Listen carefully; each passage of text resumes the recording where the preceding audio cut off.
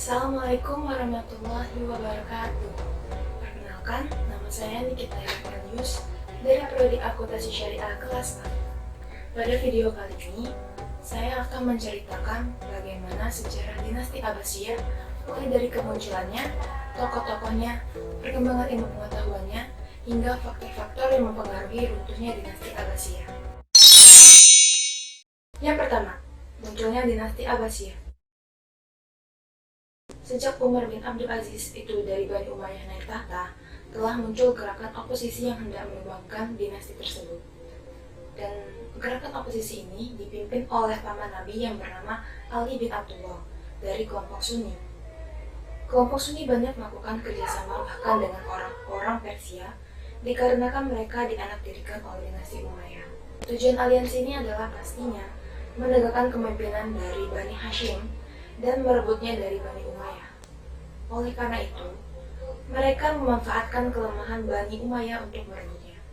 Lalu, di propaganda ini terdapat dua tema. Yang pertama, al-musawah atau artinya persamaan kedudukan. Yang kedua, al-islah yang artinya perbaikan. Pada mulanya, gerakan ini dilakukan secara rahasia. Akan tetapi, aliansi yang dipimpin oleh Ibrahim bin Muhammad berubah menjadi gerakan terang-terangan. Perubahan ini dilakukan karena mendapat sambutan luas dari masyarakat, terutama di kawasan yang mayoritas penduduknya Muslim munkar, dan setelah masuknya Jenderal Abu Muslim al-Khurasi. Sebelumnya, kita bakal ngebahas tentang Abu al-Khurasi.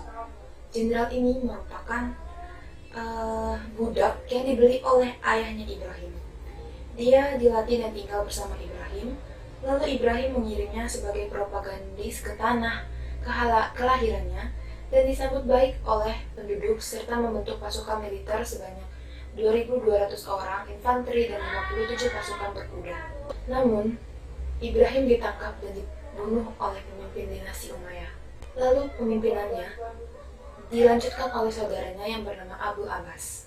Abu Abbas kelak akan menjadi khalifah pertama pada dinasti Abbasiyah tersebut. Lalu, setelah dipindahkannya Abu Abbas menjadi khalifah pengganti Ibrahim, Abu Abbas memindahkan markasnya ke Kufah dan bersembunyi. Namun, setelah kematian Abu Muslim oleh pasukan dinasti Umayyah di Karbala, Abu Abbas keluar dari persembunyiannya dan memproklamasikan dirinya sebagai khalifah yang diberi nama dinasti Abbasiyah. Setelah Abu Abbas memproklamasikan dirinya sebagai khalifah, berita ini terdengar oleh Khalifah Marwan, lalu ia menggerakkan pasukannya dengan kekuatan 120.000 menuju Kufah. Untuk itu, Abu Abbas memerintahkan pamannya Abdullah bin Ali menyongsong musuh tersebut. Akhirnya keduanya bertemu di pinggir sungai Zab. Pasukan Umayyah berperang tanpa semangat dan akhirnya menderita kekalahan. Lalu, setelah perperangan sebelumnya itu terjadi kekalahan dinasti Umayyah, Abdullah bin Ali melanjutkan serangannya ke Syria hingga kota atau pusatnya dinasti Umayyah, yaitu Damaskus. Akhirnya Damaskus menyerah pada tanggal 26 April 750 Masehi. Akan tetapi, Khalifah Marwan melarikan diri ke Mesir dan dikejar lalu dibunuh pada tanggal 5 Agustus 750 Masehi. Setelah berakhirnya Marwan bin Muhammad, maka resmilah berdiri dinasti Abbasiyah. Sementara orang-orang Syiah tidak memperoleh kepentingan politik dan kerjasama ini, dan mereka terpaksa beroposisi pada dinasti Abbasiyah. Yang kedua, masa perkembangan ilmu pengetahuan dan pemerintahan para tokoh. Dalam periode ini terdapat dua periode. Yang pertama periode integrasi dan yang kedua adalah periode disintegrasi. Lalu kita masuk ke yang periode integrasi. Periode integrasi yang pertama kali dipimpin oleh Abu Abbas. Tindakan-tindakan yang dilakukannya yang pertama adalah mengundang pemuka-pemuka dinasti Umayyah untuk jamuan makan malam. Tetapi sejalan dengan adanya jamuan makan malam ini, ternyata kurang lebih 80 orang dari Bani Umayyah dibunuh oleh Abu Abbas. Lalu yang kedua, ia juga memerintahkan orang-orangnya untuk menumpaskan sisa-sisa orang dari dinasti Umayyah. Tetapi terdapat satu orang yang berhasil kabur, yaitu Abdurrahman ibni Umayyah. Lalu yang ketiga, membongkar semua kuburan khalifah dinasti Umayyah. kecuali Umar bin Abdul Aziz kemudian membakarnya. Gerakan-gerakan ini dilakukan karena dua hal. Yang pertama, ia ingin orang-orang dari dinasti Umayyah tidak ada sisanya sehingga tidak dapat membangun lagi dinasti baru, karena ia takut bahwa orang-orang Bani Umayyah itu akan berjaya kembali seperti pada awal mulanya. Lalu yang ketiga, yang dia kenapa membongkar kuburan dari khalifah-khalifah tersebut, karena ia memiliki dendam terhadap khalifah-khalifah tersebut. Lalu yang kedua dipimpin oleh Abu Ja'far al-Mansur. Abu Ja'far al-Mansur ini diangkat menjadi khalifah sejak meninggalnya Abu Abbas al-Saffah yang merupakan saudaranya. Abu Ja'far digelari al-Mansur karena ia selalu memenangkan peperangan, sehingga al-Mansur sendiri yang artinya adalah yang memperoleh pertolongan Allah Subhanahu wa Ta'ala. Pada masa ini atau pada masa pemerintahan khalifah kedua, dinasti Abbasiyah mengalami banyak kemajuan. Tetapi dalam menjaga stabilitasnya itu, Al-Mansur memiliki banyak rintangan. Yang pertama, terjadinya pemberontakan Abdullah bin Ali dan Soleh bin Ali. Tetapi Al-Mansur memiliki taktik, yaitu ia melakukannya dalam menghadapi pemberontakan ini dengan mengadu kekuatan kedua pamannya dengan Abu Muslim al-Khurasani. Dengan taktik ini, banyak pasukan Abdullah mundur dan kembali ke Palestina dan juga Syria. Akibatnya pasukan Abdullah mengalami kekalahan dan Abdullah juga dan beserta dua saudaranya tadi dipenjarakan. Yang kedua, menghadapi kekuatan Abu Muslim. Al-Mansur berencana untuk membunuh Abu Muslim dikarenakan keberadaannya yang kuat. Ia pun segera menghadap istana meskipun ia dicegah. Pada saat itu, Abu Muslim akan dibunuh. Lalu, mereka masih sempat untuk berdialog. Khalifah Al-Mansur pun memerintahkan para algojonya yang sudah disiapkannya untuk membunuh Abu Muslim. Yang ketiga, menghadapi pemberontakan golongan Syiah. Ketika propaganda untuk menjatuhkan Daulah Umayyah, golongan Syiah ikut serta di dalamnya karena perjuangan mereka untuk membela keluarga Nabi.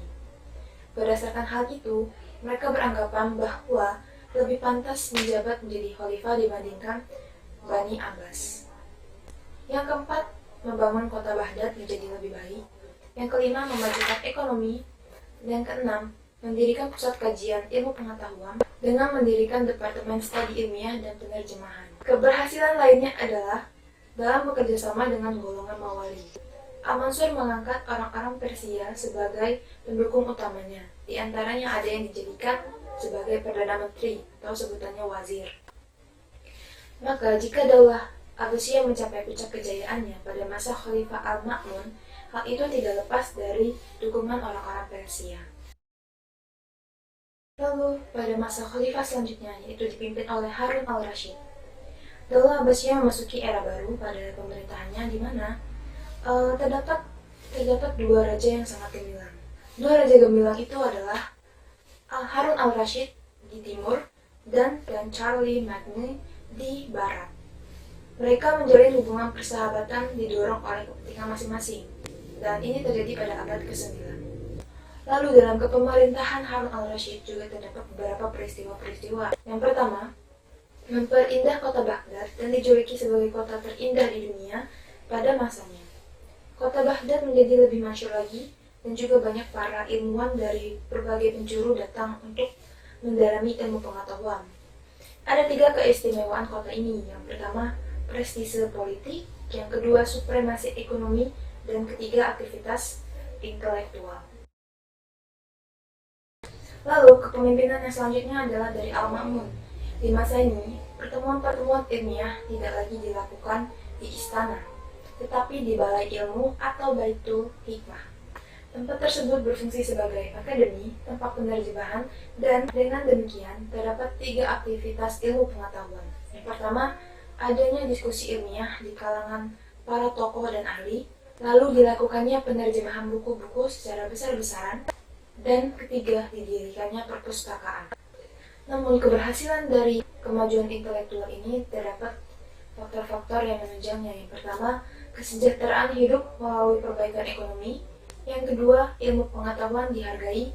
Yang ketiga, penguasa negara adalah orang yang bermental ilmiah.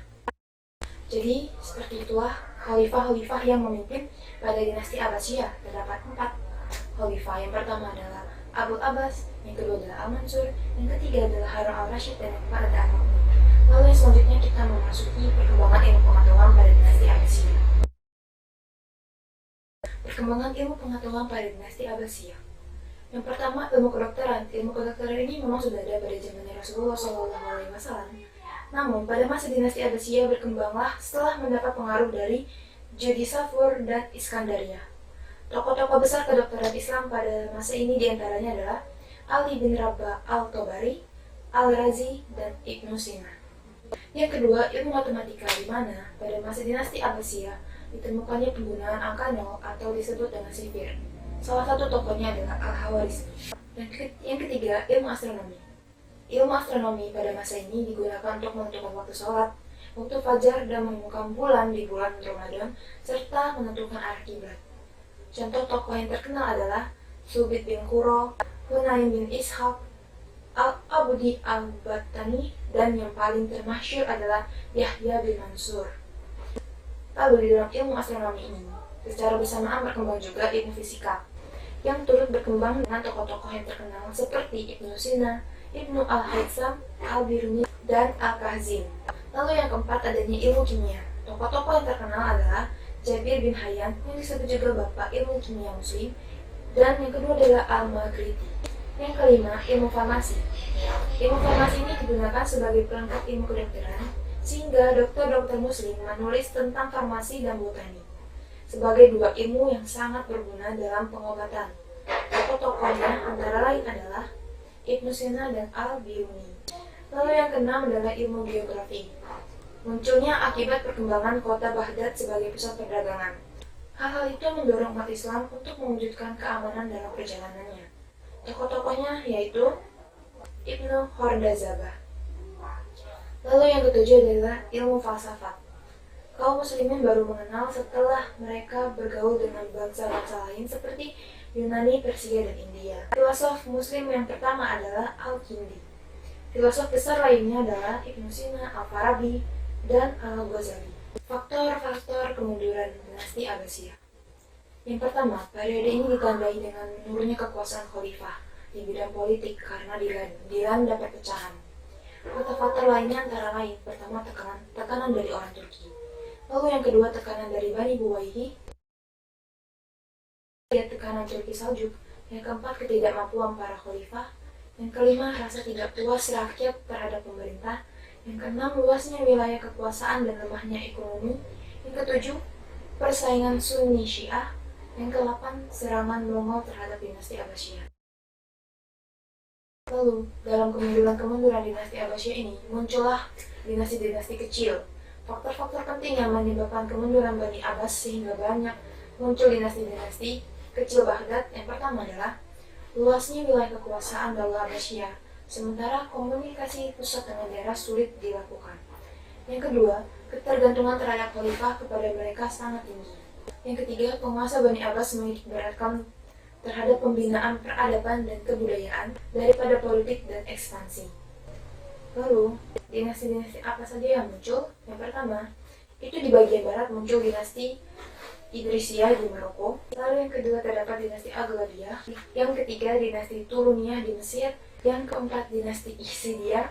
Yang kelima adalah dinasti Hamdaniyah. Lalu bersamaan dengan adanya dinasti-dinasti kecil di barat, ternyata di timur juga terdapat 3 dinasti kecil. Yang pertama adalah dinasti Tohiriyah, yang kedua adalah dinasti Safariyah, dan yang ketiga adalah dinasti Samaniyah. Sekian yang dapat saya ceritakan. Kepada saya dan semuanya, saya minta maaf jika dapat kesalahan-kesalahan dalam cerita yang saya berikan tadi. Assalamualaikum warahmatullahi wabarakatuh.